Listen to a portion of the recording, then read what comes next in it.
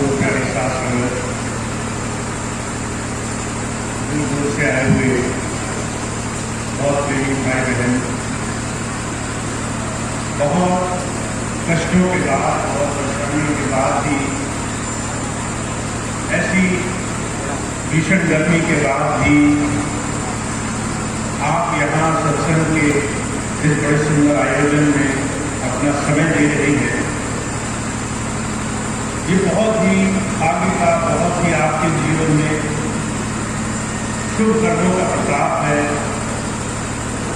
परमात्मा की वो बहुत बड़ी कृपा है कि आप आज अपने बहुत सारे समय में से थोड़ा समय सत्संग की धारा में जुड़े हुए। हर एक कोई इंसान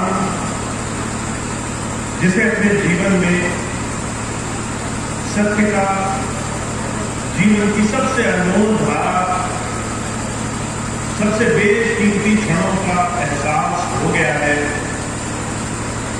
उसकी तरफ हमने अपना जीवन जोड़ना शुरू कर दिया है। हमारा समय हमारे जीवन के वो सच्ची खोज की तरफ जुड़ने लग गया है। तो इससे सुंदर क्षण, इससे सुंदर घड़ी कुछ और नहीं होगी इस संसार में।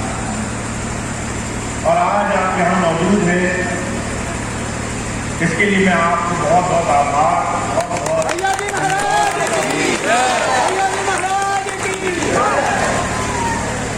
हमारे जीवन में अगर हम तुलना करें बाहर संसार के बहुत सारे अनगिनत लोगों के जीवन से, अपने जीवन की थोड़ी सी फर्क करने की कोशिश करें, तो हमें इस बात का एहसास होगा कि हमें गुरु की शरण से, उसके साथ, उसके सानिध्य से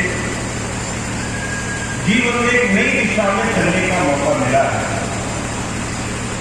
संत आते हैं हमें आंतरिक जीवन और हमारे बाहरी जीवन दोनों में सुधार की तरफ ले जाने के लिए। इसलिए मुझे बड़ी अच्छी तरह से याद है, स्वामी जी ने 2-3 चीजें जो अपने पहले ही दिन किसी भी नाम देते हुए किसी सत्संगी को कही, उसमें जो सबसे पहला उनका विचार रहा वो शुद्धता का रहा। हमारा जीवन बुराइयों से अच्छाइयों की तरफ चलने लगे। हम मन माया से अपने जीवन में विवेक की तरफ, अपने जीवन में शुभ कर्मों की तरफ बढ़ने लगे। अपने जीवन में कुछ ऐसे काम करें जिससे हमारा जीवन धीरे धीरे सच्चाई की तरफ बढ़े। और जब आप तुलना करते होंगे बहुत सारे ऐसे लोगों से, उनसे आपका जीवन 1000 गुना बेहतर है। कोई है जो आप संसार में भौतिक नशों में लगा है, जिसकी संगत अच्छी नहीं है, जिसके दिमाग में लूटपाट मची है, जो अपने ही लोगों को कष्ट दे करके, उन्हें दुख दे करके सुखी बनाना चाहता है। ऐसे लोग मिलेंगे आपको जो मित्र बन करके शत्रुओं से भी बुरा काम करें। वहां आप एक संत की शरण में बैठकर अपने जीवन को हर दिन निखारने में लगे हुए हैं। अपने भौतिक जीवन में सुधार लाने के लिए आप हर दिन संकल्प करते हैं। भजन कहा करते हैं धर्म कुछ और नहीं है। अगर आप सांसारिक धर्म की परिभाषा देखें तो दुनिया के लिए धर्म सिर्फ बंगला भक्ति के समान है। जरूरत पड़ी तो हमने भगवान को याद किया। महाराज जी बड़े सुंदर हास्य के रूप में कहा करते थे, फर्ज करो एक दिन तुम भगवान के घर पहुंचे, तुम उसके सामने खड़े हुए और एक दिन तुमने सिर्फ सच्चे दिल से उसके पास जाकर के देखने की कोशिश करी कि मैं सारा जीवन क्यों गया उसके पास। तो महाराज जी कहा करते थे, शायद ही कोई ऐसा क्षण हो जब हम उससे अपने स्वार्थ के लिए या अपनी चीजों को पूरा करवाने के लिए न बैठे उसके पास।